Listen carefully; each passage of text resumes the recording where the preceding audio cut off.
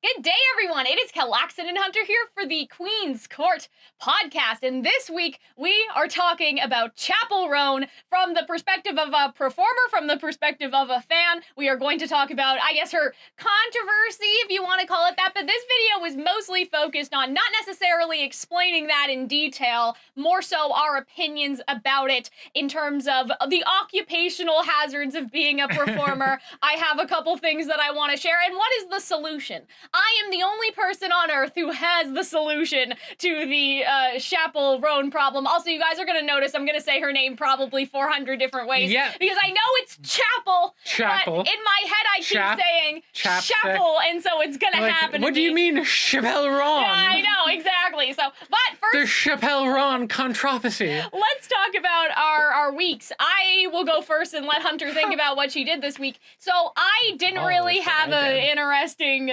situation. But, okay, this morning, all right, we can't find Archie anywhere. So that's how we're setting the scene. Okay. We cannot find the cat. If you guys don't know, we adopted a cat from a shelter a month ago. My mom's like kind of freaking out because usually when we wake up, he knows and he comes upstairs and he, bugs us, whatever.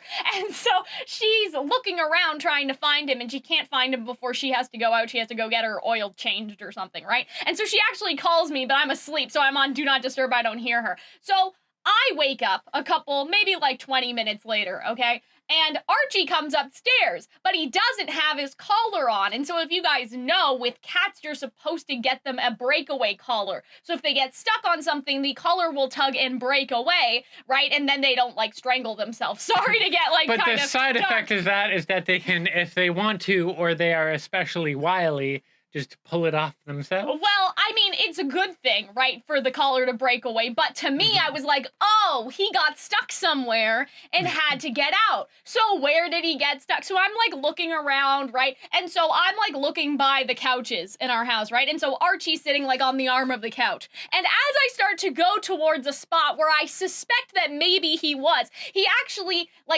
chomped on my hand, but he got my sweater because I was wearing a sweater. So he was trying to not bite me in a bite way, right? But he was trying to stop me from finding out where he had gone, right? And so I knew I was getting close to the scene of the crime because he was acting kind of weird.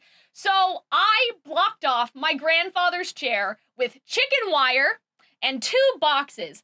Guess where I go and find that he has taken the wire down, got it in between the boxes in the smallest hole possible. So I lift up, if you guys know these reclining chairs, they have sort of a Velcro thing. So if anything falls through, you can go in and see all the machinery, right?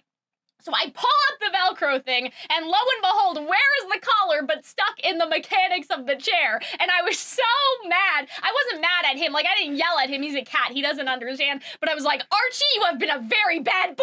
I was so upset because I've been trying to keep him out of the chair because it's dangerous. Even though it's not turned on and we've taken it out, there's still a lot of metal in there, right? And so if he gets stuck in the wrong place, he could cut himself or something else. So I was fuming anyway. That's an odd thing to fume about. I was fuming a little bit because I'm like, why do you want to get into these bad situations? We have so many places for him to hide and explore for his enrichment or whatever. So it's just why do you want to kill yourself going inside of this chair? You know what I mean? It wasn't fuming I'm mad at him for misbehaving. I was just because my mom was hysterical not being able to find him for 20 minutes. What's the name of the woman that captures Rapunzel and Tangled? What, Mother Gothel? You have a Mother Gothel's vibe where you're what do you mean you want to leave the castle? Well, There's nothing out there for you. Well, have you seen those TikToks where they have the cat and it's Mother, why can't I go outside? And then Mother Gothel is the world is a dangerous place where many things will hurt you, right? Because we don't let our cat outside because in our,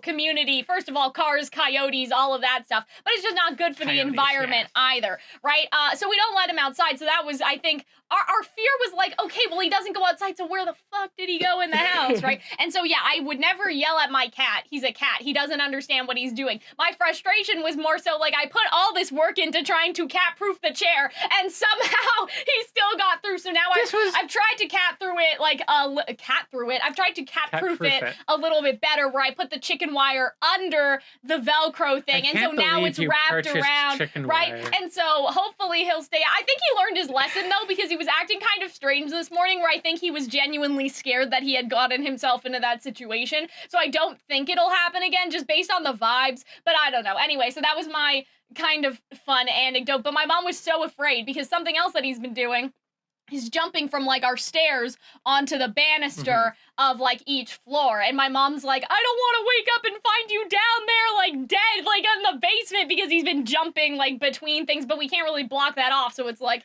you better know what you're doing. Also like cats live outside, right? They climb buildings, they go through the garbage, so I hope that he's kind of like, what do you call it, industrial? Like he's hardy, or like he's not gonna, you know, even if he does fall, he'll be okay, but like, yeah, I think that, you know, there are some things we didn't realize in terms of how afraid that we were at like certain like dangers. When you were getting ready to get Archie, you kept talking about how like we got chicken wire and we cat-proofed all the stuff and we and we did it and it was perfect. And I was looking at you and I told this to you. Some things have been okay. No, but like he hasn't removed the chicken wire that I put out there on the TV. Like, but I told you, it was like, you know, like you have dedicated at most 5 or 6 hours into thinking about this. Yeah. That cat has months and months and months. Yeah, you're not wrong, but he hasn't gotten under the TV, which was another place I was worried about. He hasn't gotten stuck under there yet, so. He has to get lucky once.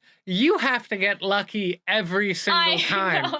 So it's almost like a fool's errand. Like, maybe don't keep like toxic plants around for a cat, but like it's almost like doing what you did was a little much, because like because like the cat's going to do what the cat is going to do. I know, but I don't want him to get hurt. And it's mostly okay, like it's not gonna hurt itself. Like cats are robust, even if it cut itself, but he did get fine. Stuck. Because we saw that the breakaway collar had broken away. So he definitely got stuck on something. Hopefully he just learns not to do it again, even if right? he did get stuck and he didn't have a breakaway, you'd hear him like whine and moan. Well, that was the weird thing. We were you. Like, my mom was looking around and didn't hear him. So I think he was so, like, I don't know how cats' brains work, but I think that, like, he was kind of like, oh, I think I know I did something wrong, so I need to get out of this myself, and then they'll never know. You know, like the kid that, like, breaks, like, the prized, like, grandma plate or something and just sort of sweeps it up and hides it under their bed because they're afraid that, like, if it's in the trash, their parents will notice. That's kind of what I feel like Archie was going for today, where it's like, if I get out of here myself and don't make a sound, they'll never know.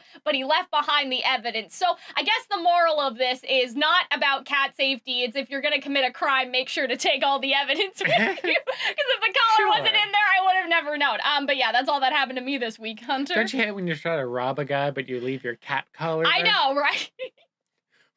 That's a weird episode of CSI when they find the cat burglar, the furry, the maid cafe furry, and leaving their collar behind. Oh God, I don't have a lot of terribly exciting things that happen in my life that I'd be willing to share on the internet. Yeah, because we have boundaries. I made tomato sauce. Oh, well, that was good. fun. I had a large rolling.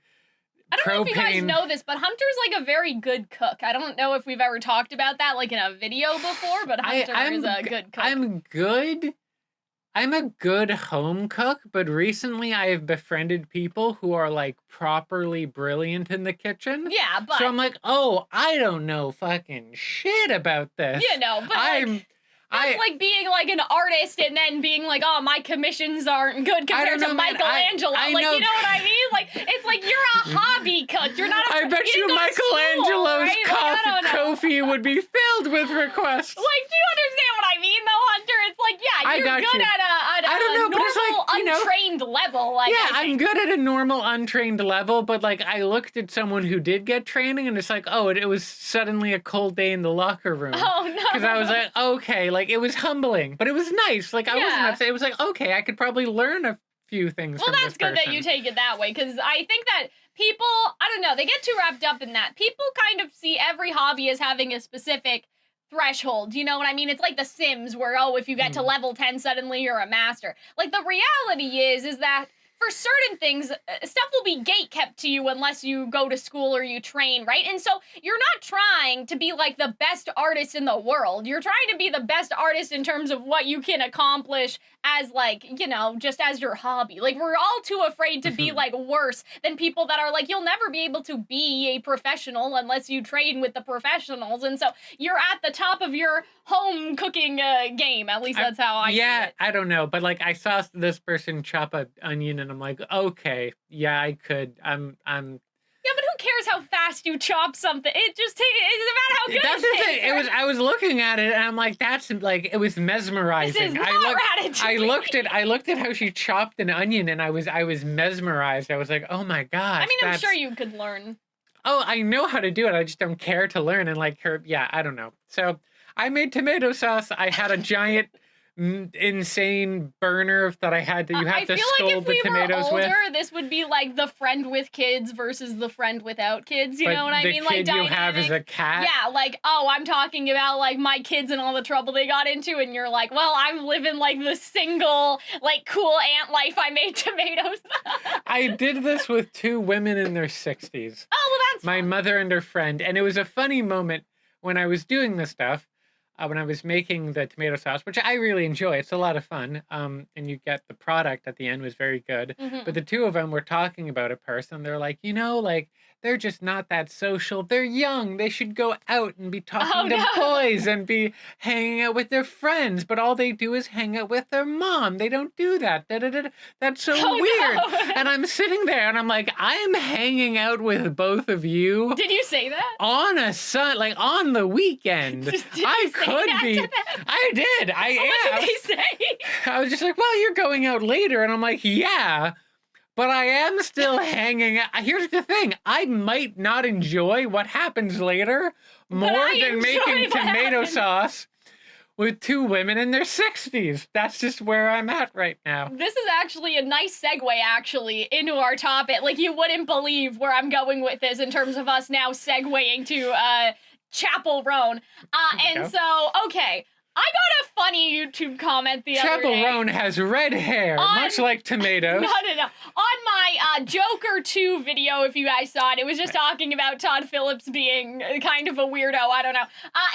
Saying dumb things about dumb things about what a musical is. And so someone commented and they were like, this is like the first video I've seen from you. You seem really nice, but how you describe yourself is really weird. And they put in quotation marks, I don't like or know anything about modern culture. And they were like, LOL, okay, question mark. And first of all, I didn't say that, okay? I would like to go on record and say, like, what do you think is going on back here if not modern culture? Oh, yeah, like Beastars was written in the Victoria era. Like, I remember Shakespeare talking about the furries, right? Okay, so the first thing is, I was playing it up for kind of a comedic effect, but the point I was making wasn't that, like, I'm Amish and I hate modern society. But it's like a lot of movies are superhero movies, and you really broadly don't care that much about and my point was that I am not into celebrity culture, celebrity worship, and so if you're like, Cal, like, you know, actually Joaquin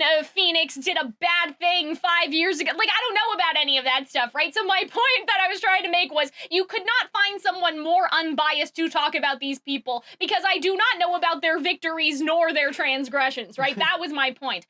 However, I have always been, like, since I was at least 4 years old, and I want to talk about this in another video, like, the kid that had no interest in other children and was always hanging out with the elderly. So you see how this Why is do you connecting point at me when you say you see how this is connecting to Hunter's I'm only a year older than you. No, not you. I'm saying, like, I was like what Hunter was describing the tomato sauce. Like, I was like that pretty much out of the womb, right?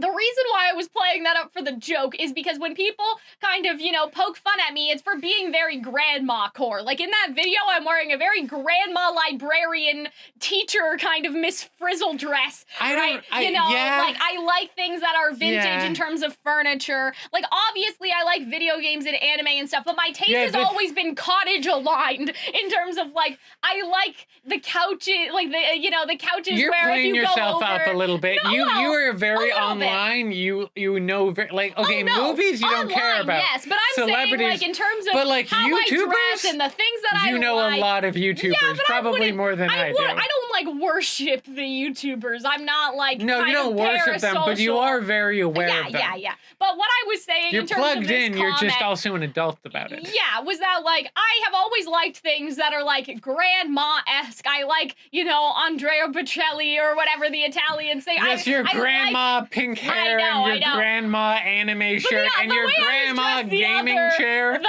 other stream in that video. Made this it was gaming different. chair.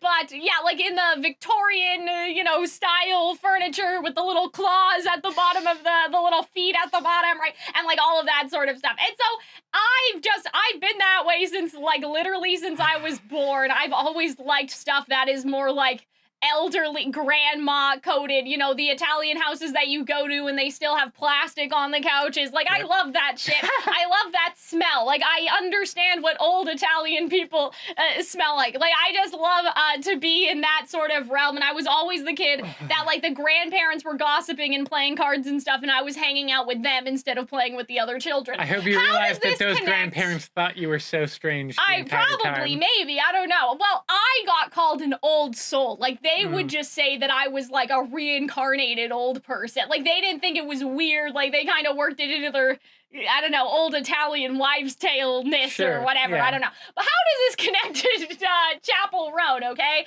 So, all of this to say, right, I don't really like pop music. This is a well-known fact if you follow the musical theater channel, because I mentioned it a couple times. But I do like Chappell Roan, and Hunter tried to show me her music, and I was like, this is okay. Quite a while ago. I was like, that's fine. But then, I don't know why, but a couple weeks later, I was like, I'll listen to this, like, on the weekend or something. Like, I was home alone, I don't know. And so I was like, actually, like, this fucks. And then I was like, wait a minute, this, like, super fucks. Like, Chappell Roan may be the first celebrity I've ever liked. Because I like one-off songs, right, of a certain artist. Sure. But I don't really love all of the works of an artist. It's very rare for that to happen because I have a very particular categorization Is it rare to the type that you, of music like I a like. whole album? Yeah, exactly. So, like, I'll like Love Story from Taylor Swift, but anything else that Taylor Swift has put out, and I'm like, or like that one song from Avril Lavigne, and it's like, well, it's just that one song, and all of the other songs, it's like, right? So I was talking about this with Aster, but very quickly, my qualifications for what makes something musical theater core, even if it's not musical theater, is some classical instrumentation, some sort of conflict in terms of, like, there's an actual plot that seems to have some sort of thematic question, and that question is answered.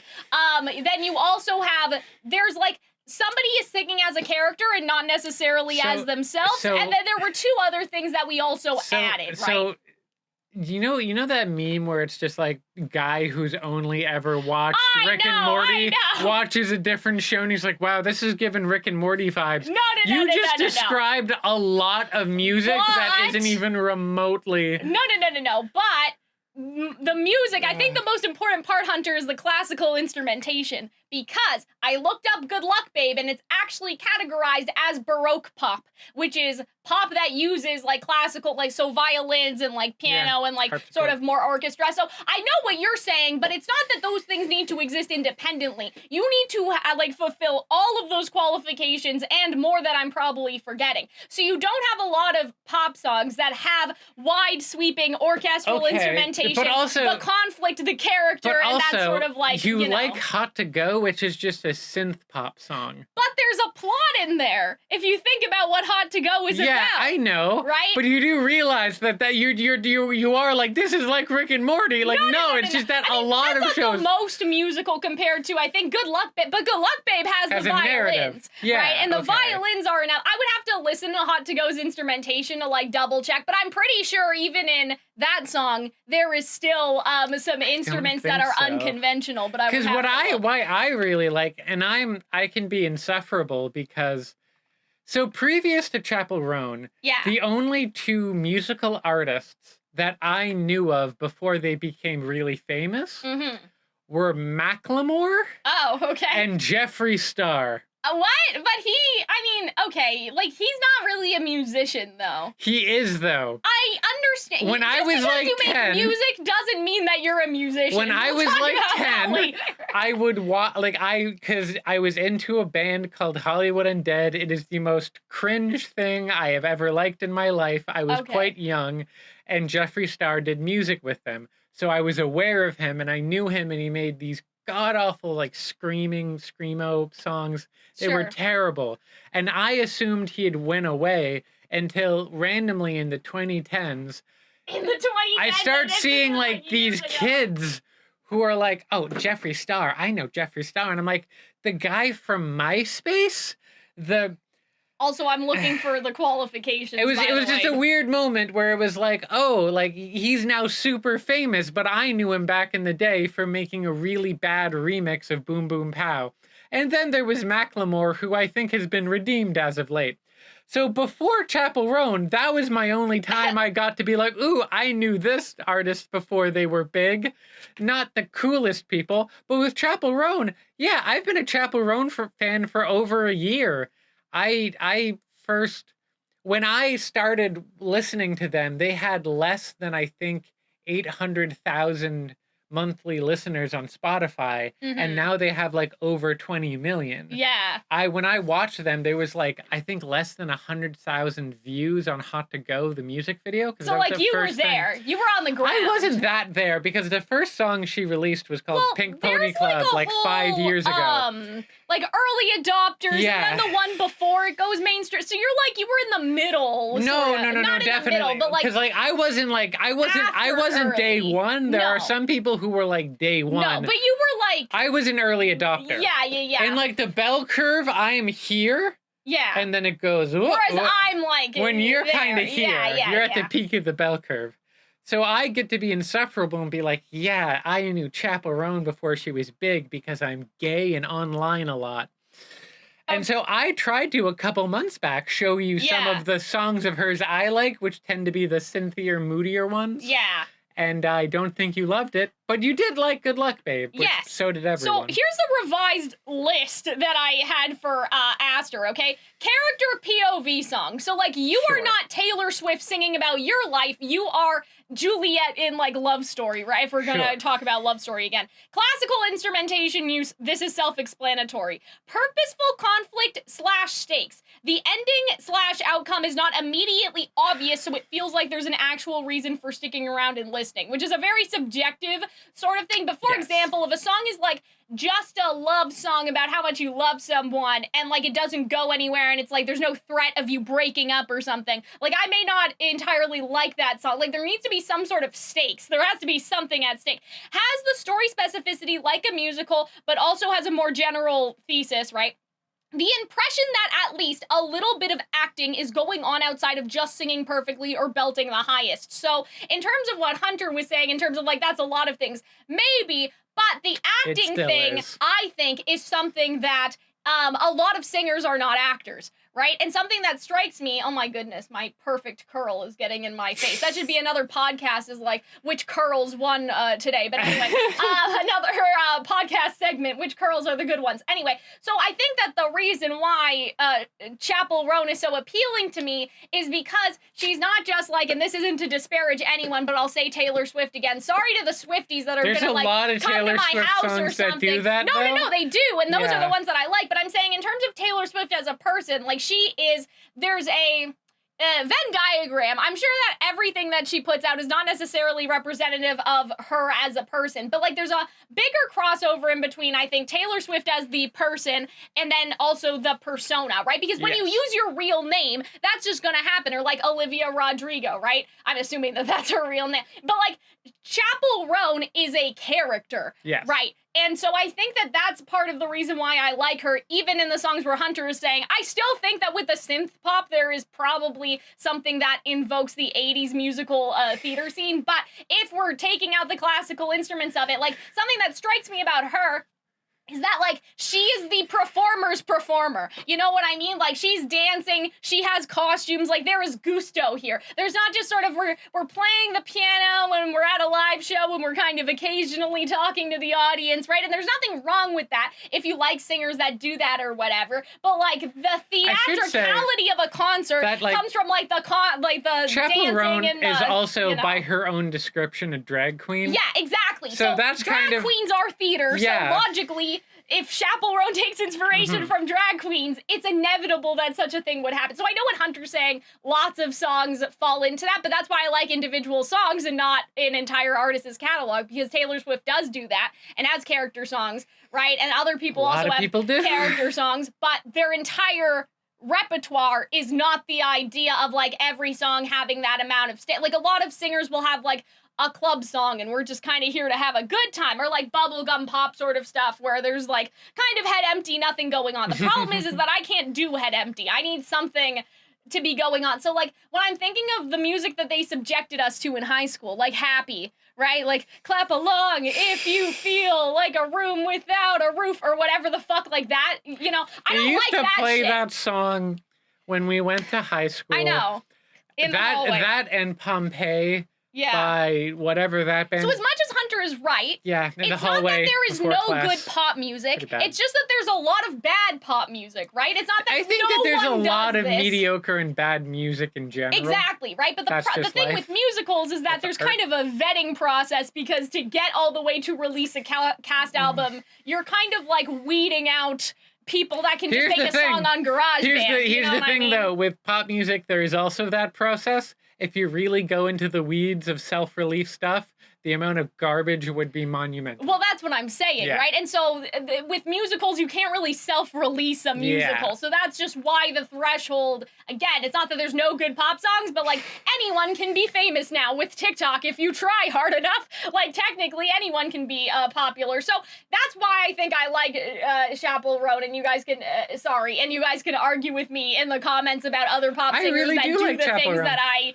describe. But, like, it's not that they don't exist. It's probably just I haven't listened to them. Here's the thing. I feel like if you like Chappell Roan, you'd probably like a lot of other synth pop. Like, you'd probably like Kate Bush. You'd probably like a lot of David Bowie stuff. You'd probably maybe. Like... The thing is that I don't like the synth on its own. It needs to be the synth contrasted with the more traditional instrumentation. Yeah, okay. Because I don't like well, you sort like of the Hot to Go, which is just clapping. Really is just synth pop. I know, Hunter. I'm pretty sure there's other instruments in there, but I won't argue with you about it now. I'll investigate and other get back than, like, a to drum machine and synth, I think that's what Hot to Go is. There's probably other secret. Oh, silly me! There was the secret harpsichord in Hot to Go. Well, there might be, because I looked up with. I think I did look up another song, and it said there was a glockenspiel in it, but it wasn't "Good Luck, Babe." It was another one. So there are some secret instruments that you probably just haven't recognized. What noise does a glockenspiel? It's like kind of the magical, like, it's almost like a magical instrument. Like, if you imagine I think it's that Red Wine fairy tale. Supernova. Yeah, so it's probably that one that had one. Another one that she had started very, like, Broadway with the giant piano slide, Pink right? Pony Club. And so it's not that all these elements are going all the time to the same extent as theater, but, like, they're in there if you find them, if you look hard enough. They're going on. But, okay. Pink Pony Club or Femininomenon? Probably both of them. I think both of them have something like that. Femininomenon, I think, has the magic sound effect, whereas Pink Pony Club has the jazz singer lying on the piano sound effect. I will say that apparently she wanted to name her debut album, which is called Rise and Fall of the Midwest Princess. Femininomenon, which is the lead song. But no one could pronounce Femininomenon. Yeah, it's like the Muppets. Yeah, which is, phenomenon. Yeah, exactly. And you mispronounced it, which is like, it's probably a good idea that you didn't call the album Femininomenon. Yeah, so anyway, all of this to say, I've been listening to her music, trying to both big pick it apart and, see what's going on under there. Because I did find some Good Luck Babes secrets that I will reveal in a video probably, in terms of instrumentation and a couple other funny, interesting, quirky chord things. That's probably the other thing I should mention. It's not even necessarily just instruments, but there are chord progressions that are associated specifically with jazz over pop. And even though my music theory isn't like 100% 100%. I would dare to say that probably she uses the more jazz chords than the pop chords, because there are a couple of unconventional, like you think it's going this way and then it doesn't go that way in some of her songs. But this brings us to coming home from my audition and listening to her in the car and my mom being like, what's the thing with this girl? All I've seen is that she made people mad. And so if you're like that, I guess now we'll talk about the controversy. And I'm not going to read it all. Maybe I'll put the pictures of what she said on screen. But like I said, this isn't a video trying to explain. The general gist of what had occurred. The gist of it was like, please don't stalk me. Please don't follow my sister at work because you're related, like she's related to me. Like, please don't come up to me, especially if I'm, like, out of costume, you know what I mean? Like, and be weird and be aggressive and start crying. And all of that stuff, right? And then Hunter mentioned that even before at the meet and greets, I guess. So, like, I think that what's important and what people are missing is that her statement is not about when she's in costume and when she's working, like, at a meet and greet, right? Well, her statement kind of gave me the impression of, when I am out of costume and out on the street, please don't be weird. So the entirety of it, well, the first thing she got in trouble with is just in an interview, she said, hey, she's very open about having a bipolar 2, I believe, disorder. And she's like, hey, I have these mental health issues. And meet and greets, when people come up and they dump about how, you know, you make it so I don't want to off myself anymore. Wasn't in that I can't emotionally handle that. Related, but that was an earlier comment, and it was the same thing where it's like, you should be grateful that people come to you and da-da-da-da-da. And I was listening to that, and I'm like, yeah, that would be a lot for a person, because it's like, okay, it's fine when it's one person, but when it's dozens and dozens of people. Yeah, if you think about everyone saying that. Because when you think, oh, it's okay when I do it, it's like, okay, but everyone thinks that, so then she gets it a lot. Yeah. And then subsequently, she got the argument that it's like, hey, when I'm performing, when I'm like in drag, I'm working and I don't want to be bothered when I'm working because I need to put on a show for people. Yeah. Like, so don't throw water bottles and don't like. Which is also just a good, like, concert etiquette is terrible nowadays. Yeah. People are like doing memes and like playing chess.com and concerts and throwing water bottles and a lot of crap and booing people. And with Chappell Roan, it's like, I don't know if she's getting that, but like, yeah, like just be normal around a person. And then when she's not working, like don't run and scream at someone. Yeah. You know, because I'm assuming that during a meet and greet, it's fine to interact with her because that's the purpose of the meet and greet. But like, don't But like in the concert setting, I'm assuming what was probably happening was like people, because people do this at conventions too, like the people that try to be funny and like actually give a verbal reaction to the singer like saying something like during, like in between sets or whatever, and that's always annoying. So you guys can read the whole statement, but she was getting a lot of shit for saying this, and so I wanted to talk about it from the performing artist perspective, because that's not really something that I'm seeing a lot of people talk about, because the average person isn't, right? So I basically cataloged all of the different arguments that I was seeing and wanted to kind of respond to them individually. But I also have a couple other things that I want to talk about as well. So in terms of, like, there's the first one of, like, what does she expect? What did she expect to happen, right? Like, does she expect to be left alone? So you have the people that are kind of like, she's right, but what did she expect? You know what I mean? And so, like, this person specifically said, you don't see Michael Jordan complaining about this, but you have probably to could find Michael Jordan. I think he recently made a whole documentary series about how he was bitching about how I don't know much about baseball or basketball. Yeah, that's how well you can tell.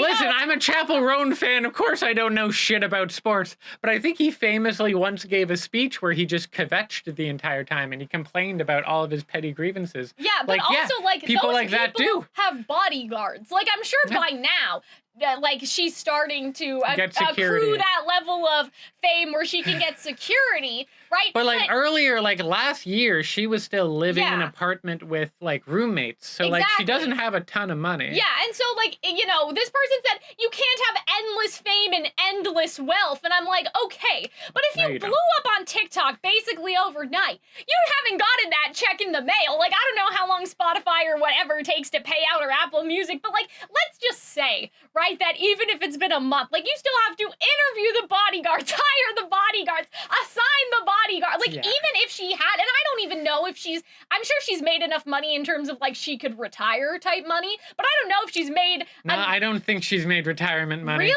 I think so. I don't think there's just not the money in. Like, I'm saying retirement as in, like, you could, like $6,000, oh my God, $60,000 a year, normal person retirement. I think that she's probably made that amount. I think that she could, not because in the recent tour it was small venues, and then she started doing festivals, but festivals don't pay out as well. Right. The next time she does like a proper tour of like bigger venues, I think that's when she will make bank. But like, honestly, like without touring and without big merch sales or without big like deals, like sponsorship deals, like you don't really make very much money from streaming. Yeah, I wasn't considering just streaming, but I'm like, let's say even she's made enough to retire, right? Making enough for you doesn't mean that you've made enough to hire a constant staff of people, is my point, right? And so I don't even think that she's made that much money. I really don't think she has. I don't know on what's been going on. Unless she's like, I'm going to move to rural Scotland and be a sheep farmer.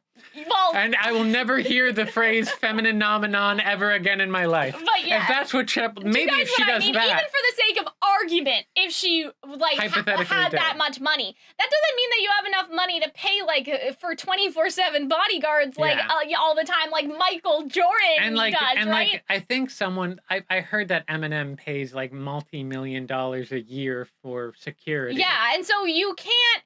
So when you become even huge, if you make enough for yourself and like to pay your managers and whoever else that you have to pay, like that's like you're putting people on salary at that point. Like at that point, you're a small business. You're not a person. I'm sure she's made person money, right, for a little while anyway. But she has not made accruing a staff money. So that was like the first thing that really struck me is how little people understand about how much money you make from streaming, and then just how much money things seem to cost in general. You know what I mean? That like and in also comparing to other people that have had established sort of empires, right? Like Michael Jordan probably, I'm assuming, has shoes and sponsorships. Yeah, and like I love whatever, how we keep mentioning Michael that's Jordan, who the even though no one, like, even though that's kind of a ridiculous comparison. They could have picked any celebrity and they picked a fucking basketball player, right? Yeah, who's been famous for like 30 years. And this kind of fits in with the second thing. I agree with her, but this isn't going to change. And I'm like, okay, but like, how else are you going to change it, right? Right? And so this is kind of what I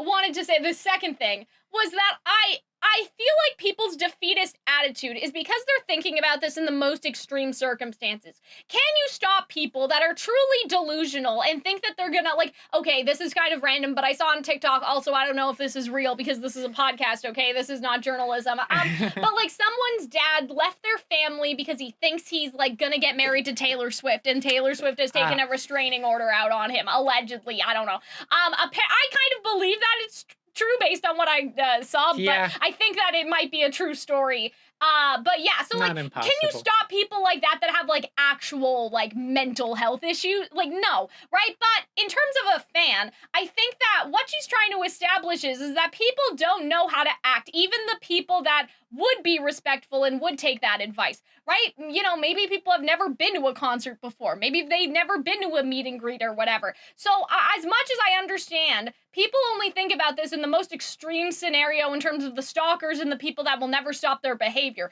Who she's trying to reach are the reasonable people that just don't know how to socialize properly in terms of interacting, right? Because I think they do know, they just don't care, because I think there's the camp of not knowing and not caring, but then there's the camp of people who genuinely, like, they've been raised on sort of, like, K-pop stan culture, and they don't realize that it's wrong. That is weird, yeah. You know, because if I, for example, saw somebody that I liked on the street or whatever, like, first of all, I don't know how anyone recognizes a celebrity. Let me just say that. You know, if people could walk by me, and I would have face no idea. If Taylor Swift walked by me, I would not recognize her. She would just be another blonde bitch. You know what I mean? But like, God. With her, like, maybe I would be like, if Taylor Swift was on the subway, like, or whatever, and like she wasn't dressed up and like clearly like she was just going somewhere, maybe I would be like, hi Taylor Swift, like, can I get a picture with you because I have seen you in public, right? Theoretically, I personally wouldn't really do that, but like, if Taylor Swift was like, no, I prefer if people don't do this, somebody like me who is rational but still likes that person would be like, oh, okay, I can do that at a meet and greet, but they don't want to be bothered in public. I respect that. Like, you're right, Hunter. I think there are people that don't care, but she was trying to reach the people that at least do care, and they're just confused, I guess. I'll also just say that, like, I think that there is a lot of people that don't view the people on their screens or celebrities as humans. They view them as, like, abstract things that they obsess over. Well, here was something interesting. I know she wants people to distinguish the regular girl from the character, but all celebrities are characters. That was an interesting thing to say. I don't think that that's true. I do think so. Like, I think everyone has a persona, and I feel like I feel like you will know someone when you actually exist around them. Like, I think I know you fairly well. But a persona is different than a character, right? Because I agree with you in a sense of, like, it's a spectrum of things. Everyone has a performance persona. But I also think that the character of Chappell Roan is not like, it's not like Gorillaz, if you're familiar with the Gorillaz, where it's like, oh, it's an animated band and they all have their own background. But it's still distinct enough that people like should understand the differentiation between costume on, costume off. You know what I mean? And so, I don't know, I saw that comment and that concerned me a little bit. But also people don't, because you have, like, famously, like, the people, like the woman that played Skylar in Breaking Bad and the woman that played oh yeah, I wanted to talk about that, like Joffrey in Game of Thrones. Yeah, like, they were like, you're an asshole, and I'm like, I'm an actor. What the fuck are you talking about? Yeah, so that's what's really concerning, because if people can't even differentiate actors as acting, how are they going to differentiate celebrities from when they're working compared to when they're at the grocery store? And part of me feels like that's, like, when people say that to people, they're joking, but I also think that there's some people that it's just, they're not quite joking, or that they don't realize that other people can't tell the difference. Yeah, and I just think there's really that not in terms a meaningful of the difference character between thing, the two. the character thing makes it sound fictional, whereas a persona is something that still shares kind of common DNA with who you are. It's just your most hyped up self going on stage. So, like, all celebrities have personas, but in terms of all celebrities having characters, like someone like, I don't know, like Bo Burnham or something kind of strikes me as, like, a character. A stage persona. Yeah, like. Well, I think that Chappell Roan, I feel like you're just splitting hairs, because technically a character is its own thing with its own lore. Like, David Bowie was Ziggy Stardust. But that's Taylor a character. Swift doesn't have lore like that, like, in terms of in the same way. I'm sure if you asked a Swiftie, they would say otherwise. Lore that's different from her already established. Oh, okay, lore, yeah, okay, no. Okay, yeah. So Taylor Swift has a persona. Ziggy Stardust is a character. I think Chappell Roan is a character. Is a stage but not name. All celebrities are I think Chappell Roan is a stage name, because David Bowie's real name isn't David Bowie either. Right. But I think the costume, though, that the stuff that she wears is more akin to drag, and so you have drag queens, and then you have their, like, regular names, right? That's what I think it's more akin to. I feel like we're splitting hairs about it. Oh, no, I just mean, like, in terms of what this person said, it just kind of made me go, like, what? Because there's a difference between a drag queen who is in character in drag, right? And then a celebrity, but this person sees all celebrities as characters, so I'm just like, how did this happen? Because we can't even differentiate the people that are playing characters from the people that are just doing, like, their, you know, persona, which is their, the part of themselves that they're selling. We also got millions of more talented girls would kill for this opportunity. Here's the thing about that, right? Go support them. Who's stopping you, right? If you're like, well, so-and-so would be more grateful if this happened to her, well, go support that person. Also, just because somebody is in that situation doesn't mean that they have to accept this. You know what I mean? Because you have, like, say, and I know people are going to argue, like, the wealth or whatever isn't the same, but, like, do baristas working at Starbucks or waitresses, like, are you going to tell them that they should get another job because working with creepy men is an occupational hazard? Yeah. You know what I mean? And so there's just something so dismissive about that. Well, other girls would kill for this, right? And, like, maybe that's true, but you want something until you realize the hazards that come with it. And a lot of jobs have this problem. It's not just performers. It's also any job where a woman has to interact with you, right? Because you always have creepy guys that think that it's flirting. But also, I don't think it's guys primarily. I think it's women as well that are being weird and I said overly guys aggressive. as in just people. Your Miss right? Andrews coming out. Yeah. But I also think, but also women are able to be weird and make people feel uncomfortable just as easily as any other gender. I just meant you guys, like, yes, you know, whatever. Just a gender neutral dude sort of vibe. So that was the other thing but that also, sort of bothered it's like, me. Like, oh, well, you know, if you didn't, this is like million of girls would want this job, right? And like, okay, so either go support them or also you realize that this is happening to girls everywhere in a lot of different jobs, just to lesser degrees and extents. And so clearly it's not a problem even just with celebrity culture. It's an issue with how society treats women, people. Right? As like, also, oh, I'm pretty sure acceptable hazard. I'm pretty sure Harvey Weinstein used to say a similar thing to actresses. Right? Like, oh, and you so, know, like, a lot of other actresses would be very happy to give me a hand job for a and role. so that's what I wanted to say in terms of the performing side of it. From my perspective, as a performer, my job is to perform for you and go home, right? Like, anything outside of that is not my job. The equivalent exchange here is I make music, you buy music, you get to listen to my music. It's not, you bought my music, so you're allowed to, like, you know, find me on the street or whatever. And, like, even with pictures, meet and greet, you pay for picture, you get picture, right? I'm not saying that, like, oh, guys, I wouldn't take a picture with you for free, but from my perspective, it's like, when you're performing, you get those things based on you paying to be there, or you being there from some other system. Yeah, like being there for some other way, like a festival or something that maybe you only paid an entry fee for, and there's lots of other, right? And so it's different while the person is working. But even while the person is working, if the person at the meet and greet doesn't want to touch you, why do you think that you're obligated to touch them? Like, why can't you just give them a high five or some other socially distanced acceptable way of, you know, communicating how much you like them? Why do you think that you have to touch them? I actually, this is a little adjacent, but I was watching something about the Texas Cowboy cheerleaders with my sister, the documentary that just came out. And they give the men a football so the men won't touch the girls, which is really smart, but it's the fact that they had to do that, right? In the first place. So, like, you're paying for the picture, you are not paying to, like, put your arms around the girls, right? So even in a meet and greet capacity, I still don't think you're owed a hug. That's creepy. I don't think that you're owed those things, I don't know. right? It strikes me as, like, I think people are allowed to have boundaries, and I do think people are they feel a certain amount of, I guess, just ownership or entitlement about people they don't know. Yeah. And I feel like, I don't know, I feel like more celebrities need to have open animosity for their fans. I think so. Because, do you remember? You know, I saw this, keep insulting your record-buying public. I'm like, okay, well, first people don't buy records anymore. Well, whatever. You're a music-buying public, I guess. Like, first of all, well, I'll still be there because I'm not a weirdo, right? And so I understand that hardcore super fans can be whales or whatever, but, like, that's the other thing I saw.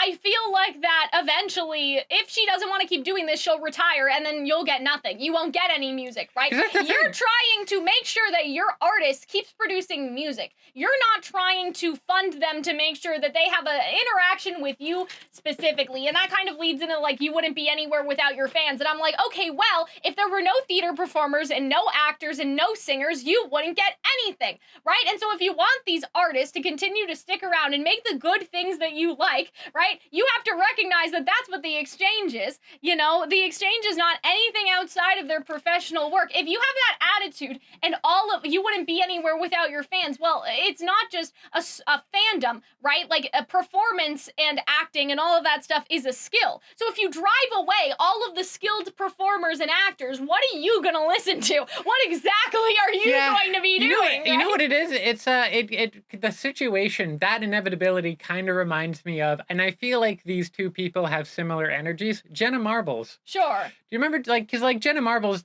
like, I saw someone describe her as having been canceled. Right. And I'm like, well, no, she really wasn't. Yeah. She just kind of, like, made videos that were very popular amongst the demographic of women. And then eventually she's like, yeah, I don't know. I'm just kind of tired of the shit that I get. Yeah. And I don't want to do it anymore. And so she pieced out. And then there's a bunch of people who are sad she's not around anymore. But also, like, it's like, what do you expect? Because someone would be like, yeah, this is kind of crappy. I don't like how people talk about me. The whole culture of this is sort of obsessive and weird, and it doesn't gel with my mental health. And I'll just leave because I have enough money and I can. Yeah.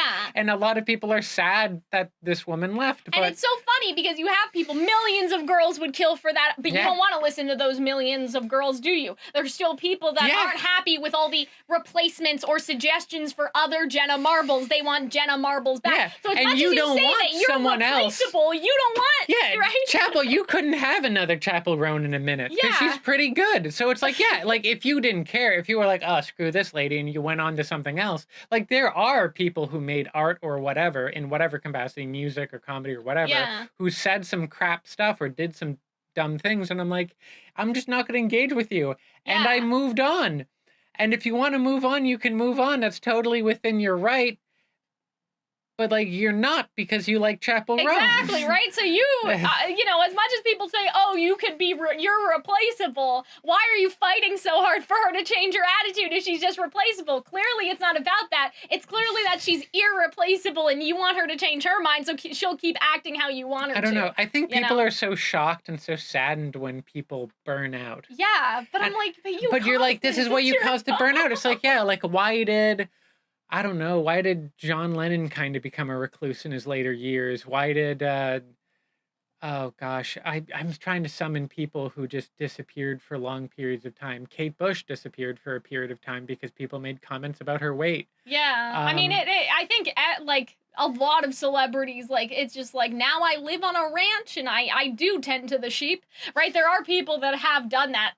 There's Courtier, there's a couple people who are like, they got a taste of, or Kurt Cobain, like, a lot of people who were just, who kind of destroyed themselves from fame. Yeah. And it's like, you have a woman who's trying to, like, stop people from being weird to her, to try and just be a normal person, to try to preserve herself. And I'm like, yeah, she should do that. Yeah. Because it's better that than her, like, going how Kurt Cobain went, going how a lot of people went. And here's something interesting that kind of relates to what you're saying. I feel yelled at for something I didn't do, which is so interesting to me because this is like a new, I'm not going to throw the entirety of Gen Z under the bus or whatever, but there is a very clear difference between how Hunter and I's generation will click on a video, for example, right, and just be like, oh, this advice doesn't help me personally, so we're leaving, right? Whereas the generation underneath us seems to think that if this thing was on their page, it should cater to them. So if you have like a recipe, right, and the recipe calls for beans, right, this is a famous example. Well, I'm allergic to beans. What do? I don't like beans. Can I use this type of beans instead of that type of bean? Right? And so it's very interesting that people would feel yelled at over something they didn't do, but you didn't do it. So clearly you feel subtweeted or called out or feel some type of way because in your heart you relate to the person that wants to be creepy It somehow. kind of goes into that not all men thing where it's just like, oh God, don't you hate when guys do XYZ? And then there will be a dude be like, well, I don't do that. And then it's like, yeah, I guess I wasn't talking about you then. At the Devil's Sacrament. Why were you at the Devil's Sacrament? That's how this just, I feel yelled at by something I didn't do. It's like, well, if you don't behave. I never feel yelled at for this. Why also, okay. So, I looked at Chappell Roan and I'm like, yeah, good that she did that. And I never felt attacked because I'm not weird about people online. What are also the chances that you are ever going to run into this person? Maybe, again, face blindness, like I said. First of all, if Chappell Roan was walking down the street, oh my God, was walking down the street, I would not recognize her.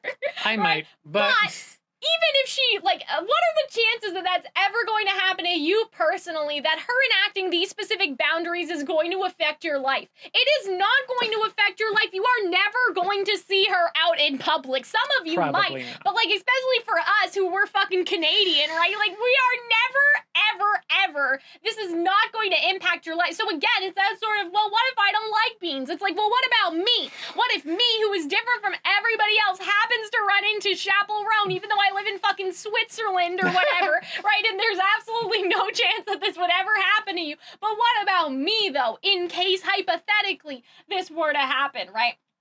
So, anyway, that was the last sort of, those are, I think all of the areas of discourse. And you know what? I do think it's a generational thing because I feel like a lot of teenagers who are around nowadays weren't around for, the 2017 Me Too becoming a thing. Yeah, or even before that, that singer that was, not was like rising star on YouTube, right? And she had a concert, and like they killed her, got shot, yeah, right? Yeah. And so I feel like that people just don't know their history, like in that sort of sense. Where it's like, yeah, because I feel like when I was like, yeah, like when I was in my late teens, I realized like, oh, like maybe I shouldn't obsess over these people. Maybe I should detach myself a little bit because some of these people are kind of bad. Yeah. And well, I don't think Chappell Roan is a bad person. As far as I can tell, she's a perfectly normal, average person in her morality. In fact, I think she's done and said a lot of things I really agree with. I think she's a good person. So I don't mean in that capacity, just that like I think it's probably for the best that I like a person, but I also understand that I really don't and will never truly know that person. Yeah. I will only know this very abstracted thing that has been delivered to me through songs and interviews. And I think the problem is, too, is that I think that some people feel like they know her, well, because of social media, but then also because, like, you know, as opposed to Miley Cyrus, who has a famous dad and kind of like grew up in a famous environment. From my understanding, she, as in Chappell Roan, was like kind of a Tumblr girly. And so it's like, oh, one of us has risen to fame. So I feel like I fundamentally understand you because we were in the same fandom. Like, it would be like if I was famous and the Ruby community was like, yeah, one of us made, or like I got cast in Ruby or something, or if I was hired by the team. That would feed people's delusions because it has. People have said because Aaron, the animator, like that Aaron, because Aaron was hired by Rooster Teeth, it's like, I have a chance to show Carrie my Ruby rewrite and get it greenlit. Like, that kind of does feed into people's delusion. I think a little bit. And so I think that that's the other problem, is that with other celebrities, and they also have their problems too, don't get me wrong, but with someone like Miley Cyrus, we all understand that we are not her, right? I think the problem with Chappell Roan is that you could be her, but you are also not her, by the way, though. But because, Chappell Roan is kind of a creature of pop culture. She's clearly loves and has studied pop music and pop starlets from the 2000s and the 2010s. And in the 80s, you get a lot of that with the Kate Bush comparison. Yeah, so you kind of get the impression like, oh, she's a Tumblr girly music nerd just like me. And I feel like you feel an extra layer of attachment. And that's sort of, that attachment which I understand. It's almost inevitable that you will care about a person a lot when you care about their work. Yeah. I don't hold it against people that they have a lot invested in Chappell Roan, but I think you do have to be a little bit self-aware that, like, just because you feel a kind of connection doesn't mean you can trauma dump to your friends. Yeah. You cannot trauma dump to Chappell Roan. That's something else that I've noticed happening a lot, like, just in general, like voice actors, this, that, other things. So, what I wanted to segue into very shortly, hopefully, is that first of all, I wanted to talk about she's not that famous. I have 2 creepy stories that I wanted to share and like use this as the opportunity to talk about it. And then I want to talk about, well, what's the solution to this, right? Okay. So at RTX, 2 creepy things have happened to me, and I'm not even that famous, okay? Yeah. The first one, and I'll establish this by saying, stories. I don't think you have, so it'll be a surprise for you. I'll establish this by saying that Hunter and I get the whole rigmarole of like death threats, harassment, people. Yeah, one time in high school, someone sent me I remember this well. You went to the cops about it. Someone sent us a threat that like they were gonna shoot our high school. Yeah, exactly. And that we had to wear red, but we wore uniforms. Yeah, which so weren't like, you red. kind of knew that. So we're like, we're probably not gonna get shot, but that is a crazy thing for a stranger to tell us. Yeah, we were YouTubers, and also we were like 16, right? And so like, yeah, I think we were like 17 we and 16. We had to be in high school, right? Yeah, we were in high school. Anyway, because we probably said we didn't like John from Ruby. Or something like that, right? So we have gotten, whatever you're thinking has happened has probably happened in terms of the digital space, okay? But here's the 2 creepy things that happened to me while I was at RTX, okay? So somebody who was in my Discord server for a long time, at least since I was 16, I think, kind of weird vibes from them. They're not in the Discord anymore for obvious reasons you'll understand. So anyway, all of that to say, I knew of this person. Like, they were in the Discord, again, since I was 16, and I think this happened when I was 19. So, like, 3 years of kind of vague-ish interaction. But they had made me uncomfortable on, like, multiple occasions, and so eventually we had to kind of lay down the law. And I believe, if I'm remembering this correctly, we did lay down the law far before RTX, where it's like, you can't do this anymore, buddy. And they said they were my age. I don't think that they were. I think that they were, like, an old man. Like, I think that they were pretending to be our age, but I don't know. So, allegedly, whatever. You're never gonna find out who this is anyway. So, I get a message from that person saying that they can see me at RTX, that they are there at the convention and they are describing what I am doing and sending that over Discord. And they never introduced they never introduced themselves, right? And so, like, that's weird, right?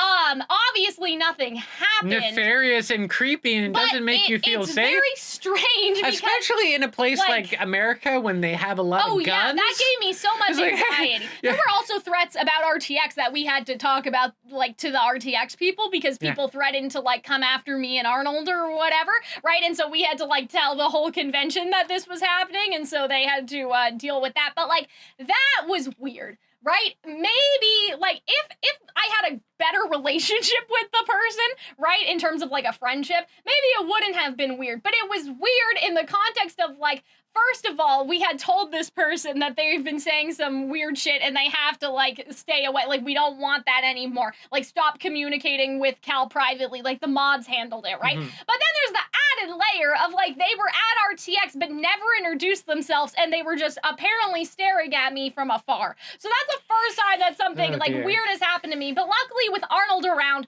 people are not that willing to try it, right? Because Arnold's a pretty big guy. Yeah. You know what I'm saying? So, like, Arnold's ready to throw If you were around anyone at all, like, if you were by yourself, but, like, anyone being around you. But still, weird. Just weird. Don't do that. Uncomfortable thing that you run across. So again, like, oh, well, they're not that famous. Well, this happened to me at RTX. Next RTX, this is the last RTX that ever happened, okay? So some guy recognizes me and Arnold, and it seems like very nice, like they seem very nice at first and whatever. There's no red flags. Then they say, can I sing a song to you, like to me, okay? Like, Arnold, like, I know Cal's your girlfriend, so if you're not comfortable with that, I won't do it. Like, so, wait, like one he wrote, or he's trying to serenade you? Serenade, like somebody else's song. I can't remember what song it is if you ask. I knew that Hunter's gonna do the little shaky thing because it's gonna, she's gonna get so much secondhand embarrassment. I knew that going in. So anyway, so like Arnold's like, yeah, why not, right? Because I'm a singer, right? So from our perspective, it's not that strange. Right? Arnold was like, yeah, the chances of you sweeping my girlfriend off her feet are slim to none. It was this idea of like, oh, okay, well, this kind of makes logical sense. It would be like if you were going to, you know, if you were going to meet a performer at Disney and you sung part of your world to Ariel. Like, to us, it kind of made sense in our head that maybe someone would say that. If they were like, Hunter, can I serenade you? It wouldn't make a lot of sense, right? But I'd be like, absolutely. But like, you know what I mean? So to me, it didn't immediately clock as a red flag. Please tell me he didn't. It is a he, I assume. Yeah, it was a guy. Please tell me it isn't like a sex jam. I think it was like, not Careless Whisper, but like one of those ones, you know what I'm saying? I can't remember the song, though, because I don't know pop singers, and we've talked about that before. Do you remember any of the Literally lyrics? nothing. Did you just freeze? No, I didn't freeze. I don't remember. But here's what happened. So this is the weird part. So somebody was filming because they thought, oh, this will be so nice and sweet or whatever. Oh, God, please. Somebody was filming, and he was like, good. Like, just in case this turns into a Johnny Depp versus Amber Heard situation, we have it on video. And that's when I was like, Arnold, this is not, like, that's not good. Like, the fact that he said that and said it so loudly, because you guys also have to understand that I'm the type of person that doesn't want to cause a scene. You know what I mean? So the serenading thing would cause a scene. Well, no, just in general. The serenading thing was a scene, but I thought it would at least be something that people are like, oh, that's nice, they're singing a Ruby song. That's cringe. Right? Like, that's cringe, but, like, that's harmless cringe. But what can you do? Right? But, like, the Johnny Depp versus Amber Heard statement and saying that very loudly was weird. So anyway, so they start singing, and I don't remember what made them stop anymore. Like, I can't really remember what happened. I would have to ask Arnold. But I'm pretty sure they may have, like, touched me in some way in terms of taking my hand for the sake of the song. And that's when Arnold was like, you gotta go. Like, you gotta get out of here. Sorry, buddy. Like, well, Arnold were you made uncomfortable by that? Yeah, it was uncomfortable. So he could see on your face being like, don't touch me. Yeah, like, it wasn't uncomfortable the premise, what was uncomfortable was the Johnny Depp to Amber Heard comparison. Yeah. Because there was the implication that I would Domestic find abuse? it creepy. Well, no, I was seeing it more as like the implication that I would find it creepy and call this person out on Twitter later for doing it, so they wanted video evidence of what they actually did. You know what I mean? Like that there was some underlying like thing that I would falsely accuse them of something. That's weird, right? If you have to go in being like, make sure it's on video, so like in case this comes up later, like, no, you're weird. You're weird for saying that. You know what I mean? Cause that means you're aware That it means might you're make aware it someone might be uncomfortable. weird, right? So then maybe, or just maybe don't do it, Right. especially touching a person you don't know. So, like, it wasn't even the song. Like, if you come up to me and you want to sing a Broadway song to me in public, sure, go for it. But, like, the fact that he had enough self-awareness that he knew that it could become a situation where one day I'm like, yeah, this person at RTX was fucking creepy. And they wanted to have evidence of the threshold of how creepy they were in case I exaggerated. How have you that's not kind of told me? ridiculous. That's so I don't know. insane. I remember this while I was writing the thing for the video. So, like, again, is that the worst thing that's ever happened to me? No. Like, in terms of people being creepy, there's much bigger fish to fry. But that's in terms of, like, more physical touching and groping and all of that just bad being stuff, a right? person, I didn't think because I'm trans I would face that.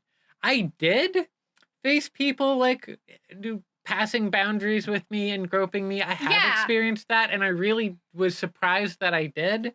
Like, yes, that's the level you get just existing. Yeah. And then just a sliver of fame, you get those weird experiences. Imagine what someone like Chappell Roan would Exactly. get. So that was I wanted to talk about that. I'm sure more stuff has happened, and maybe Arnold will watch this and remind me of, like, that other fucked up thing. But, like, luckily Arnold was there, because here's what I'll say in terms of, like, general for people that even aren't YouTube celebrities or whatever. Like, the men need to step up in these situations, because you'll notice, as I told that story, the opinion that mattered most to this guy wasn't making me uncomfortable. It was about making Arnold uncomfortable, if you'll notice with how I explained it, right? Because I'm Arnold's girlfriend. Is it okay if I sing to your girlfriend because I see you as this man's property? Like, that is what it was, right? So, you know, I guess what I'll say is the moral of this side story, before I get into what I think the solution for all of this could maybe, I don't know, be, like, that's, the guys have to step in, because at RTX, what was really good was that the guys intervened immediately. Like, Arnold and, like, a couple of our other friends that were around, like, they kind of, like,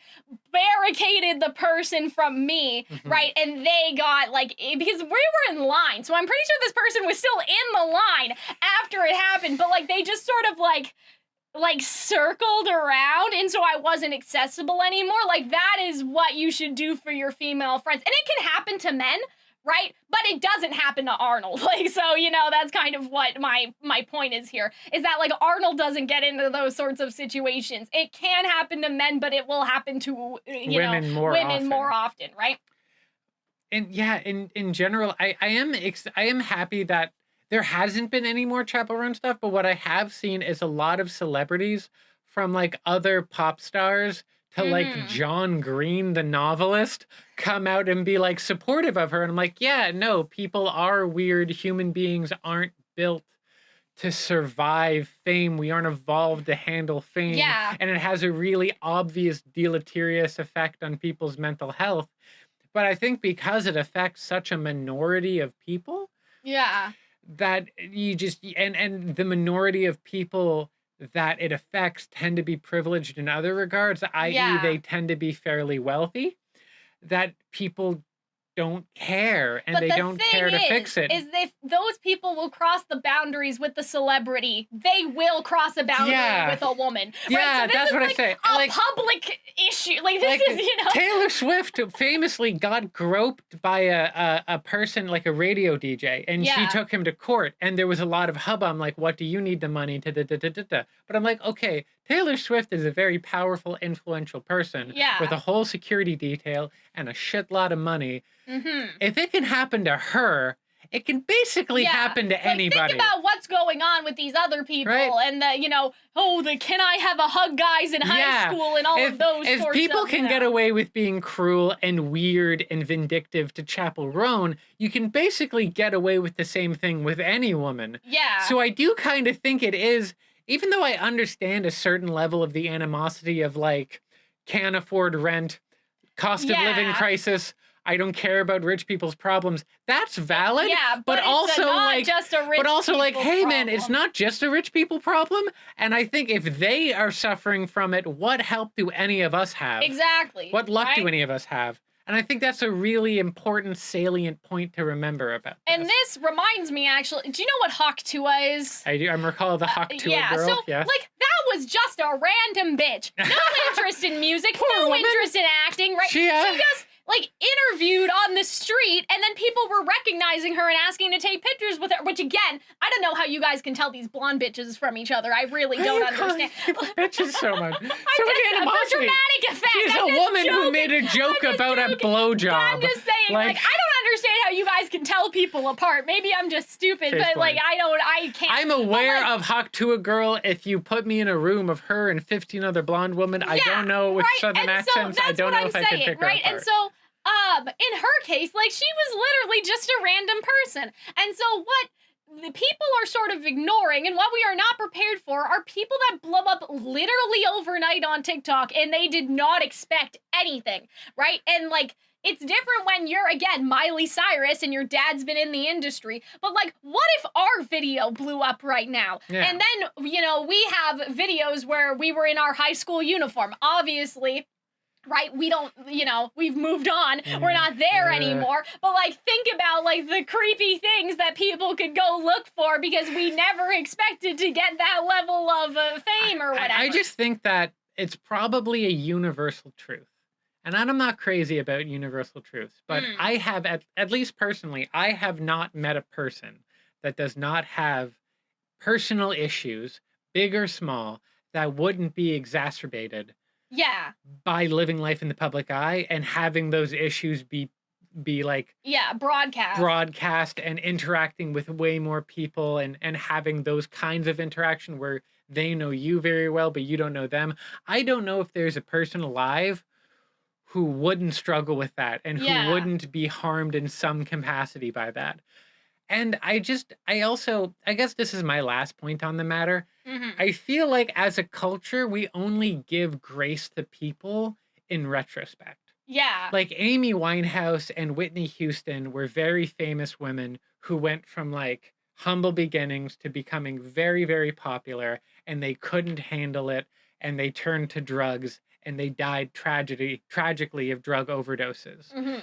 I think you look at, and then people will talk about Amy Winehouse, and they'll talk about Whitney Houston, or they will talk about Kurt Cobain, or they will talk about any number of artists who die from drug abuse or from self-harm or whatever, however they leave this world. And they'll be, oh, how tragic that they did that, and oh, people treated them so badly, and they just weren't cut out for it, and oh, it's so hard to be a celebrity, and da-da-da-da-da. Like, fame is just this monster of such caloric intake that it just chews people alive and grinds them into nothing. But while people are still alive, they become these lol cows and they're paraded around the streets and they're mocked. And don't get me wrong, I think there are some people who deserve to be mocked when they do genuinely terrible things. Yeah.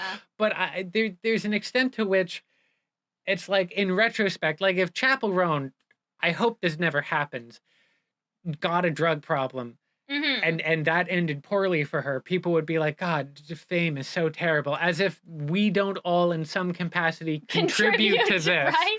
And I feel like it's only because Britney Spears had a documentary where everyone turned to Britney Spears and we were like, oh man, Britney Spears was having a bad time of it. She was like this poor young woman who was being picked apart by needlessly cruel media, and she had affected her really negatively. And the same time, everyone was reflecting back about, oh man, we treated, this woman so poorly. The Amber Heard trial happened. I'm not going to go into details of that, but I really think if you actually look at the facts of the case, it does not look very good for Johnny Depp.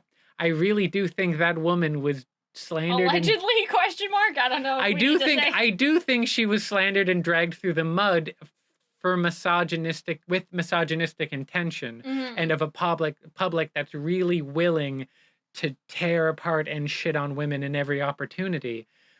And so I think the other thing is, like, there are no perfect victims. Yeah. And so the problem is no matter how imperfect she was, people will use that as sort of a defense of, like, well, she wasn't perfect. But that doesn't mean that neither you have is Chappell Roan, neither is Amy Winehouse, neither is Britney Spears. That way. It doesn't make the other behavior allegedly justifiable, it's just sad because, like, in because people only realize this about their behavior in retrospect. They don't realize it as it's going on. And I think the difference between someone like a Monica Lewinsky or who was, I don't know if our fan base is aware of Monica Lewinsky, because that happened in the 90s. I don't even know. She is a intern who had a sexual relationship with former President Bill Clinton, and who was so relentlessly mocked and bullied. No, it did happen. Oh, okay. It definitely happened, and was so relentlessly bullied by the media in the late 90s that she nearly took her own life. And it destroyed her life for a number of decades. I feel like, and it's only in retrospect that we look back at these people and we think, like, like, we should have done something. We should have done something. But also back when in the olden days, when it was Britney Spears, when it was Monica Lewinsky, when it was Sinead O'Connor, when it was a lot of these people, it was like not us that were doing it. People were making jokes, but it was mostly media. Yeah. Like, it was people in news, it was people in newspapers and media. Now it can be everybody. Yeah. So in 10 years, people might make tweets about Chappell Roan or Amber Heard or a number of people who get women, or not only women, but people who get unceremoniously and unfairly raked through the mud. Yeah.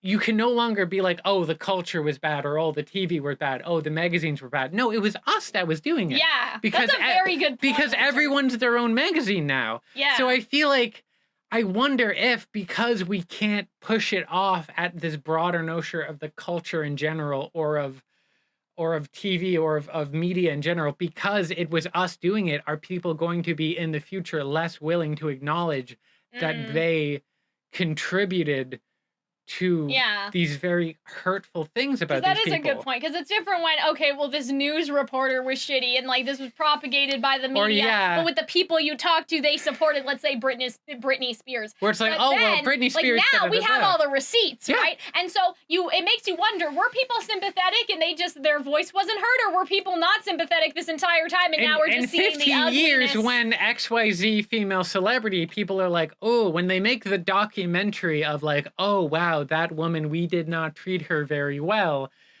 In retrospect, people are going to be able to go back into their TikTok and go back into their Facebook and go back into their Twitter. Twitter won't exist by this point. Right. So maybe they'll be lucky in that regard, but their Instagram. It'll still be there. There will be a digital footprint for what you believed, and it's going to look bad. And I wonder if people will be less willing to acknowledge their contribution to it when their contribution is more obvious and writ large. Mm-hmm. And I hope that we could be more self-aware. So, because I like Chappell Roan. She seems like a nice lady. She seems to have, like, a real head on her shoulders. I hope she doesn't. And also doing something different, right? She's doing something different and unique. And I really hope it doesn't end poorly to her. If she has to, like, go off and become a sheep farmer in rural Scotland, I hope she becomes a wonderful sheep farmer. I would hope she's able to have a long career of doing really great music. But, like, hey, man, if it doesn't work out, the best case scenario is the sheep farmer. The worst case scenario is a lot more terrible than that. Yeah. And I just hope it doesn't have to be that way for these admittedly fairly privileged people. And that's a very serious note and valid. Yeah. But to end us off, I guess, I have a more semi-lighthearted, but I'm also serious when I say this. Mm-hmm. So what is the solution that I probably alluded to in the thumbnail in the beginning of the video? People being normal, I assume? Yes. Actually, no. That's not exactly what I was going to say. Because no one's going to be normal. Now we're just in harm reduction. Right. So how do we reduce the harm? Here's my kind of crack, right? Can VTubers solve this problem? Okay, that is the premise I'm putting out, and Hunter's gonna be like, what the fuck? Walk with me, okay? Obviously, VTubers also have creepy fans, right? That's nothing new. However, there are some VTubers that have done such a good job at preserving their identity that legitimately the internet has no idea who they are, no idea what they look like. Now, I'm not going to mention specific companies because I'd like to stay away from that, but with big VTuber companies, the problem is that usually that person had a past life before, and that's why you can find their faces and whatever. But their face is not inherently exposed to the entire world, and so even though there are creepy fans who will always dig and always go too far and all of that stuff, at least, like, the majority of the population have no idea what they look like. Like, a VTuber can walk around on the street and then people don't know. But then also, as independent VTubers, if you basically never posted a picture of yourself online connected with any of your VTuber accounts, how are people going to find you? There are VTubers that I watch where we don't even know the race of the person that's, like, behind the VTuber, and people are speculating what their ethnicity is because they're an orc or something, like an orc character, and we've never seen their hands before, so we don't even know that, right? There are some people, I'm talking about Randon Nuring, by the way. He's an independent VTuber, so we can talk about him. I don't want to talk about the corpo VTubers. So, you know, there are people that are independent, and they have done a pretty good job at hiding their identity. And even if there is a link between their present corporate life and their past life, the majority of the fans have no idea who that is, and if they saw that VTuber on the street, wouldn't recognize them, because also maybe their facial features aren't that distinct, because if you saw me on the street, I don't know how many people have hair like this, right, and have earrings like this and aesthetic like this. You're pretty easy to identify. Yeah, but the VTubers, a lot of them anyway, don't have a character persona where obviously they, you know, like, have blue hair or something, and their VTuber model also has blue hair, so you can connect the fucking dots. Right? There are a lot of people that are able to go completely incognito when we don't know who they are. Now, obviously, VTubing is still a very much Japanese thing in terms of, like, corporate backing, right? Because it would be very difficult for an independent person to do a VTube concert. Sort of. It's getting a little better. Obviously, for example, I'm having VTubers be made, and there are technologies now where if I got a 3D VTuber model made, I could have a digital concert from the comfort of my own home if I hook myself up to certain machinery. But I'm thinking of a live concert. Right. So which is how artists make money. It would have to get, this is where we'd have to start reconstructing things, because the way VTubers make money is merch sales, and you can do a digital concert and, like, that's okay. Like, as opposed to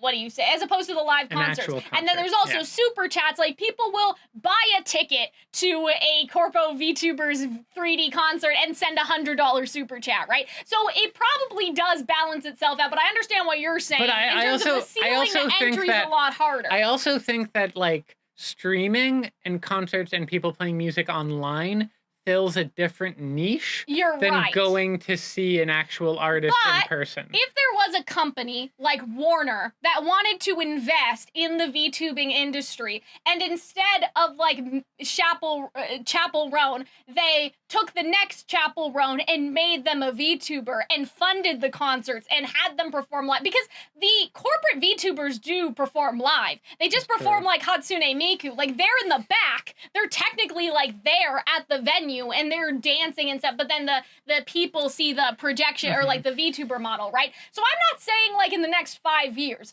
but Hunter, with what I have pitched to you, do you think in the next 50 years the concert industry, like Warner and Sony, because obviously for the average person it's a little difficult, but 50 years from now, do you think that for this exact reason VTubing could take over the regular music industry? No. Just because I think they do follow different niches, I think people do want to see an actual human being perform. I think people like smaller, more intimate shows with, like, less popular groups, which really isn't conducive to the amount of stuff you would need. Yeah. I also kind of think there's something slightly Orwellian of, like, oh, so it's not an artist, that's like making music and could over time negotiate. It's a character owned by a corporation that's like, that artist is only really renting. In the same way that, like, Anthony Mackie does not own Captain America or the Falcon. Yeah. He's just an actor that plays the character. he can't break, like, and I don't know if that's, with the I don't know if VTubers, at least they're transparent about their breakdown of price, and so at least there's something like that. You don't trust the music industry. I just don't trust it. I just don't trust the music industry because I think they would just, because they're already so, like, they will just scrape people for parts, and I feel like it would open up a big can of worms of questionable things. I feel like. Do you think, though, that some people may choose it over... It won't be, like, every artist, but do you think that maybe going forward some artists will do that because they are afraid? I think that there already has been artists who are famously very elusive. Like Bob Dylan is famously very elusive. Sia, But that don't show their face. Well, Bob Dylan shows her face, but Sia doesn't show her face, or didn't for a while. You can find her face. There's several bands I can think of that where people wear masks. There's one band called Ghost. It is a metal band. It's like a metal band crossed with ABBA. Sure. It's pretty great. And they all wear masks and they don't use their real names, so there's a great deal of anonymity. And there's also just a lot of celebrities in general where you really don't know a lot about their personal life because they don't share it, where there's other celebrities where it's like, I feel like I know fucking everything about Taylor Swift's life, and I don't even really, I'm not really a Taylor Swift fan, but like you hear about it because she's so overexposed. Whereas I feel some people more like close themselves off and keep a lid on their lore. Sure. So I feel like there is a way to do that. Like, oh God, the problem is, there's though, with wearing Orville a mask. Peck. Orville Peck. Like, I don't know what Orville Peck's face looks like, so I feel like if Orville Peck took his mask off, I wouldn't know where the guy is. I think the problem with a drag mask, queens though, as is well. that, like, you can't see the facial expression. And so that's where I would think, like, that for somebody like Chappell Roan, that would be a problem. So all the band members of Ghost wear masks except for the lead singer, who has a lot of makeup and prosthetics.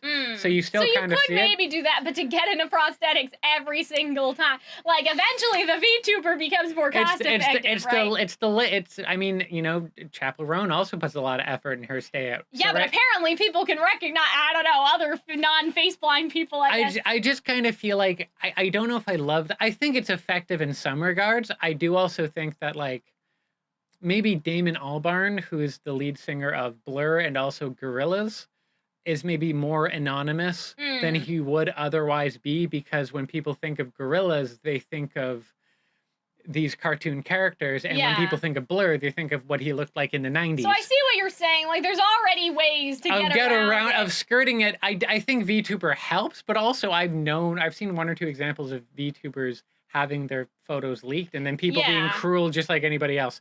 So but I feel it has happened. But if you technically, there's no way for it to happen unless you already did that on one of your other accounts. You know what I mean? Like, you control the information. Whereas if you become TikTok famous overnight, guess what? If you made, you know, a TikTok at your high school, right, and you just thought it was for you and your friends, like, anyone can find that now. So yeah, I think I do agree with you, Hunter, because as insane as I was like, this is the solution, I don't think that it's going to come into play for a long time. Be. I also don't think that'll ever be a perfect solution, because not everyone will want to do that. Right. I feel like at this point, it's not about solutions; it's about, like, harm reduction. Yeah. Like, I feel like if more celebrities talk about how people should act a little more normal, if we have celebrities enforce, if people maybe, because like Chappell Roan said that, and then like a bunch of other people openly talked about, like, I feel like if people are more honest about that, then maybe you can kind of alter the culture, and maybe it has a trickle down, because you're right. Like, I think the same weird behavior that comes out with celebrities also comes out in interpersonal, like between peers, between two people who are not famous. I think that they're definitely, it'll be a constellation of factors that improve things over time. There needs to be laws to protect regular people, because that's the other thing. So I've gotten very specifically creepy messages, not just like what Hunter said about like the vague bomb threat, but like specifically creepy kind of stalkerish stuff. But I can't go to the police with that, even though I know the people's full names and like their addresses and everything, right? Because like, you know, because they haven't made specific threats, right? Because they haven't made a specific threat, they can't do anything, right? So I think that until we kind of crack down on regular people issues in terms of creepy behavior and stalking and all these other things, like the police can't do anything until you're dead. That's the issue is that I think, but it's like with everything, okay, you expand the laws, but then how will police misuse So it's like, it's one of those things. So it's not like you'll never have solutions. You'll just have like general changes of culture. I do think though that people are going to choose to be VTubers in the future to avoid this. I don't think, again, it's going to be this industry-wide, like, Warner Music VTuber group is going to happen or something like that. But I do think that at least I will bet money in the next 15 years we get the first, like, Western VTuber who's not explicitly associated with VTubing. And who's, like, a proper... And that chose the persona to avoid a Chappell Roan situation, when do you think a VTuber is going to have a Grammy? I don't know. I don't understand how any of that works in terms of, like, how the awards get... So they're so successful... Could Calliope Mori get a Grammy based on her? So why doesn't she get nominated? Do you have to make a certain amount of money? Like, no, it's just you have to have a certain amount of success and a certain amount of viability, and people, part of the voting committee for the Grammys, have to pick you. Right. So, like, if someone becomes huge and undeniable, maybe someone would be like, I don't think it's going to happen anytime soon. But I do think, again, like I said, guys, look back at this video for All Still Alive. In the next 15 years, there will be a VTuber, but they're not going to be like a corporate VTuber. They are going to be someone who starts on somewhere like TikTok independently, and they will start with a VTuber-like persona, and then they will perform as that persona, right? And, like, obviously, in, like, Japan and Korea, we already see this happening. To some extent, idol culture is, like, connected in this, but obviously idols show their faces, and so there's, it's not, like, it's more like what Hunter was saying. Like, there's some character, there's some kayfabe, there's some anonymity, but still not all of it. But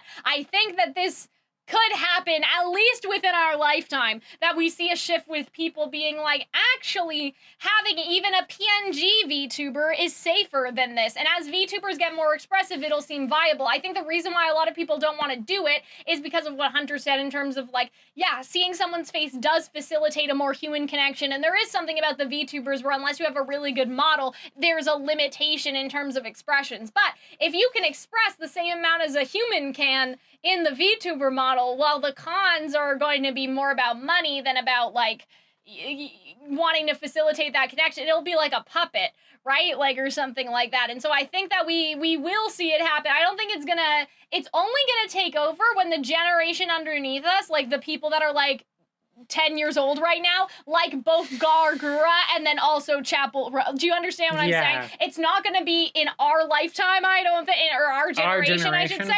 It's going to be like 2 or maybe like 1 or 2 generations down of kids that like both VTubing culture, but also modern pop culture. I think it'll be a prominent subculture, but I don't know if it'll ever be truly mainstream. We'll have to And I don't know how effective it will be. I think it'll be effective for, like, if you want to be a YouTuber, but I think if you want to be, like, a proper celebrity and a proper musician and go out and do these things, especially now where, like, you kind of have to tour to make that money. Yeah, but the super chats, Hunter. Yeah, but at that point, you might as well, you're just a streamer. You're kind of a different thing. But you're a digital concert. I guess so. You're musical theater core. I guess we'll see. But I don't know if it'll be a total fix. Because that's my magic solution. That's the Band-Aid I'm putting on this problem, is just Chappell Roan should become a VTuber. Please call me. The Chappell Roan And she can have different costumes and it can be fun. Because, you know, somebody brought up in the threads I was looking at, oh, well, she can't expect to be like Hannah Montana and have no one recognize her. But I'm like, but a VTuber can be Hannah Montana. That is what we need to do. But I mean, yeah, ideally, it would be more in line with what Hunter said, that people will just stop being weird and raise their kids better and, like, all of those fun things. But, like, my long-term kind of dystopian tech solution is I think we're going to see a lot of, like, digital concerts, digital theater, because the fans are just so weird that you can't interact with them in public anymore. Like, there's going to be a digital barrier because we can't have nice things. I think that may be where we're going. There's a difference of opinion in this podcast. Yeah, you're hopecore. I'm kind of, I mean, I like that stuff, right? So I'm not mad about it, but I do understand that it is dystopian. Like, it is dystopian objectively. I think that, like, it's like everyone knows that it's going to kill you, but I think people will keep doing it because the allure is so powerful. It's been killing people since before the 20th century. But now we have options. So I wonder, again, I think that one day when I have kids, there will be that character, that person, because you already have like Hatsune Miku, and I know again that's subculture and that's niche and whatever. But as theaters become more equipped with the technology, there may be more of a reason to do it. Because I know that even, you know, some of the corporate VTubers that I kind of alluded to, they performed in New York recently, and I looked up the theater, and this theater looked aged. Like, this theater looked like an old-ass, like, kind of traditional musical theater with, like, all the ornate, like, Victorian, and I was like, how the fuck did they do it in here, bro? But somehow they did it, so I do wonder. I don't know, but I guess that's where we're pretty much ending off for today. I know we went long again, so I think that this will probably just inevitably happen. I think that we're going to be around an hour to an hour and a half, but I hope that you guys enjoyed. Oh, we didn't do a Patreon ad. Who cares? It's okay. I hope you guys enjoyed our thoughts and our feelings. Hopefully it didn't bum you out. And stream Chappell Roan. She's really great. I don't think VTubers will take over the world. Who could be bummed out about that? But yeah, I hope that you guys had fun. My Kink is Karma. That's a good song. Casual, that's a very good song. I do like it. The four I like are Good Luck Babe, Red Hot Supernova, or is it just Red Wine Supernova? Red Wine Supernova, Hot to Go, and then Fake fan. Hot to Go is Naked great. in Manhattan, and That's then a very the Pink good song. Pony Club one. They're all good songs. So yeah, I hope Bangers. that you guys She's enjoyed. great. Also, my video will be out eventually, and probably not when you guys are seeing this, though. It'll be next week. So I hope you guys had fun, and we will see you in the next one. Bye.